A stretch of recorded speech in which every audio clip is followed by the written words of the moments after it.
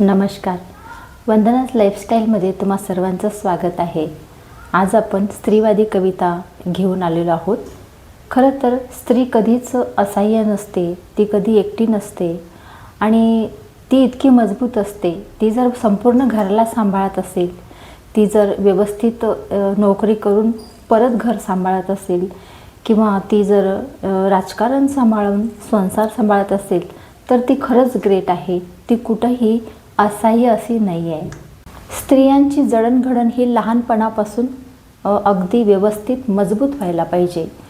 तर जेव्हा आपल्या कुटुंबात मुली वाढत असतात तेव्हा निश्चितच वडीलधाऱ्यांनी विशेष करून आईने मुलं आणि मुली यांच्यामध्ये भेद न करता जर त्यांना समान पातळीवर वाढवलं आणि त्यांना जर तेवढीच प्रेरणा दिली जेवढी आपण मुलांना मजबूत बनण्यासाठी सांगत असतो तर मुलीही नक्कीच कणखर बनतील.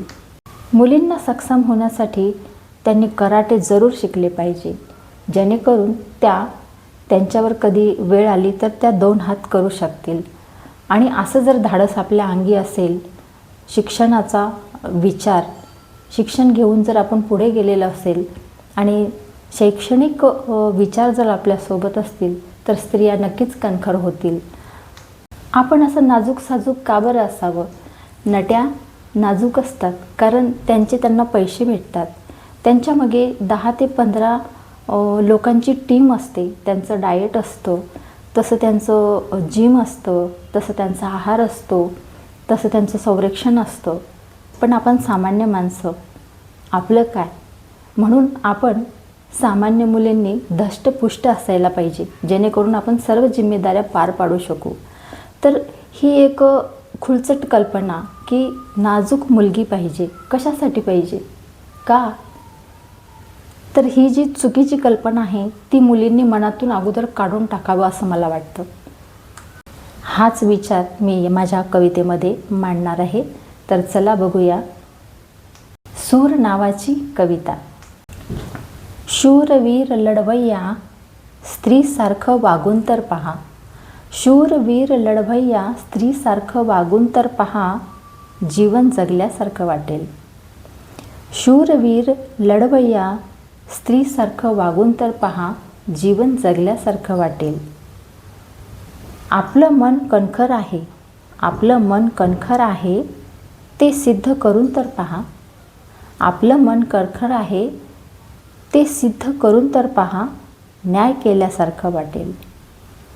धष्टपुष्ट बांधा असू दे, धष्टपुष्ट बांधा असू दे, अन्यायावर वार कर. धष्टपुष्ट बांधा असू दे, अन्यायावर वार कर, एक सशक्त जननी नक्कीच होशील. एक सशक्त जननी नक्कीच होशील. करुणेचा सागर तू, करुणेचा सागर तू, अंधश्रद्धा आणि विज्ञान. करुणेचा सागर तू, अंधश्रद्धा आणि विज्ञान, दोन्ही मधला भेद कळू दे.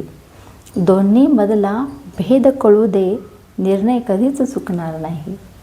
दोन्ही मधला भेद कळू दे, निर्णय कधीच चुकणार नाही. करुणेचा सागर तू, अंधश्रद्धा आणि विज्ञान, दोन्ही मधला भेद कळू दे, निर्णय कधीच चुकणार नाही. करुणेचा सागर तू, मौल्यवान रत्ने तुझ्या उदरात. करुणेचा सागर तू, मौल्यवान रत्ने तुझ्या उदरात. तुझ्यासारखे पवित्र परिस, तुझ्यासारखे पवित्र परिस या भूमीवर कुठेच नाही. तुझ्यासारखे पवित्र परिस या भूमीवर कुठेच नाही. करुणेचा सागर तू, मौल्यवान रत्ने तुझ्या उदरात. तुझ्यासारखे पवित्र परिस या भूमीवर कुठेही नाही. तर अशी ही कविता होती सूर नावाची. स्त्रियांना एक उभारी मिळावी, एक मजबूतीपणा मिळावा यासाठी माझी धडपड असते आणि त्यासाठी मी कविता तयार करत असते. तर चला पटकन सबस्क्राईब करा. अशाच नवीन नवीन कविता मी तुमच्यासाठी घेऊन येणार आहे. तर भेटूया पुढच्या भागात.